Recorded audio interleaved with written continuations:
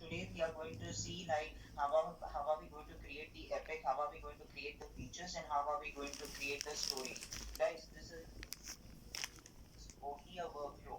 Whatever you people were doing in the prime, the same thing you're going to do it in the jive. There is nothing. It's only a tool